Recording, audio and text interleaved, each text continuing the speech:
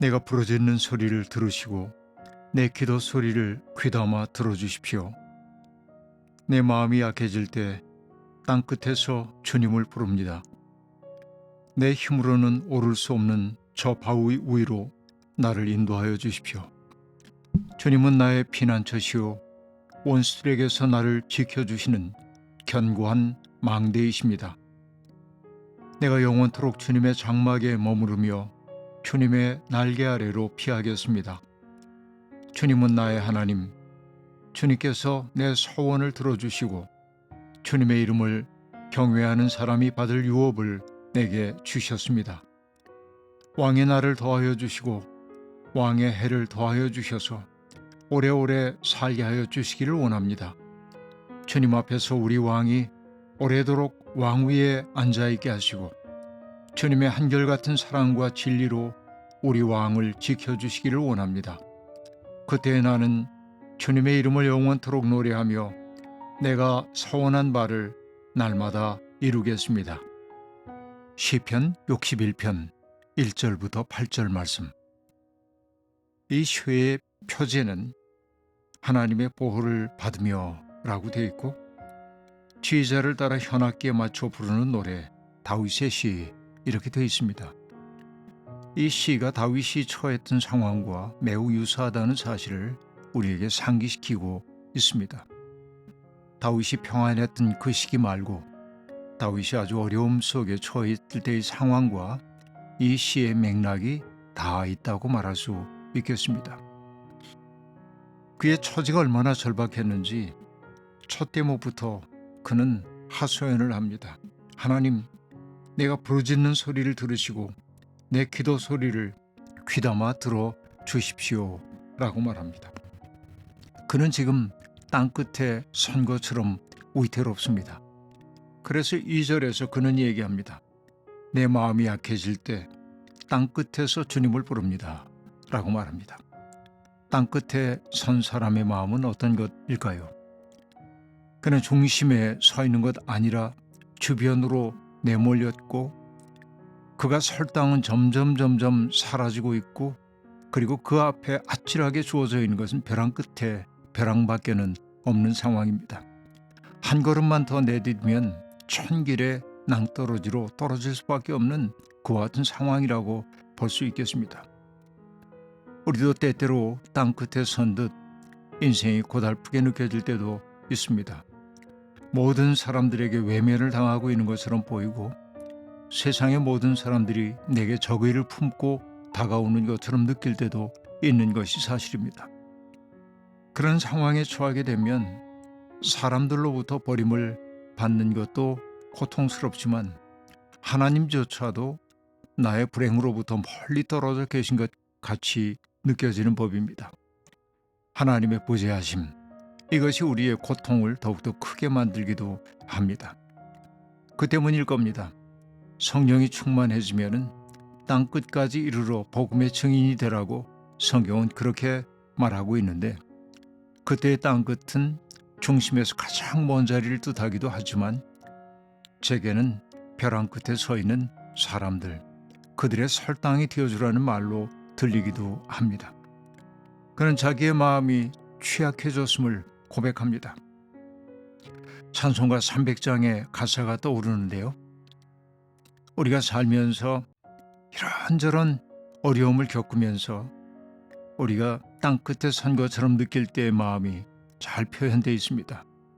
내 마음이 낙심되며 근심에 눌릴 때, 가는 길 캄캄하고 괴로움 많으나, 또 희망이 사라지고 친구 날 버릴 때, 싸움이 맹렬하여 두려워 떨 때, 번민이 가득 차고 눈물이 흐를 때, 환란이 닥쳐와서 어려움 당할 때, 살다 보면 이 찬송 시인이 노래한 것 같은 상황 속에 우리가 내몰릴 때가 얼마나 많은지 모릅니다. 가까웠던 벗들조차 내게 등을 돌리는 것처럼 느껴지고 가장 가까이 있는 가족조차 위로가 되지 못하고 오히려 나의 고통을 무겁게 만드는 존재처럼 느껴질 때가 있습니다. 그때 우리가 절실히 간구하는 것은 바로 주님의 위로이죠. 주님의 위로와 주님의 능력과 주님의 은혜가 나를 감싸 안아 달라고 찬송 시인은 그렇게 청하고 있습니다. 약해진 그가 간절히 하나님께 구하는 것이 또 하나 있죠. 내 힘으로 오를 수 없는 바위 위로 인도하여 주십시오 라고 말합니다. 스스로 극복하기 어려운 상황 속에 그는 처하여 있습니다. 힘을 내보지만 위로 올라갈 수가 없습니다. 마치 해산날이 임박하지만은 아이를 낳을 힘을 잃어버린 산모와 같은 심정일 겁니다. 시인이 처하고 있는 그 상황이 무엇일까요? 말할 수 없는 질병일 수도 있겠고, 전쟁일 수도 있겠고, 그의 마음에 닥쳐온 어둠일 수도 있겠고, 절망감, 상실감, 고적감, 그런 것들을 떨쳐내기가 어렵겠죠. 이것이 그에게 압도적인 크기로 다가오는 바위였는지도 모르겠습니다. 내 힘으로는 오를 수 없습니다. 하나님이 나와 함께 해주십시오라고 그는 기대하고 있습니다. 그가 하나님께 이런 기도를 드리는 까닭은 무엇입니까? 지금까지 경험해왔던 하나님에 대한 기억이 있기 때문에 그렇습니다. 시인은 주님은 나의 피난처라고 고백합니다. 원수들에게서 나를 지켜주는 견고한 망대라고 말하고 있습니다. 제가 늘 드리는 말씀이지만은 하나님은 누구누구 혹은 무엇이라고 얘기할 때 거기에 서술되고 있는 그 상황, 여기에는 피난처 혹은 견광망대라고 하는 표현, 그렇게 하나님을 표현하게 되는 시인의 상황을 염두에 두라고 저는 늘 얘기하곤 합니다. 하나님을 피난처로 고백하는 사람은 세상 어디에서도 자기를 숨길 곳 없는 고독한 처지에 있던 사람임이 분명합니다. 하나님을 견고한 망대라고 고백하는 그 마음은 흔들리고 있는 터전에 지쳤던 사람임이 분명합니다.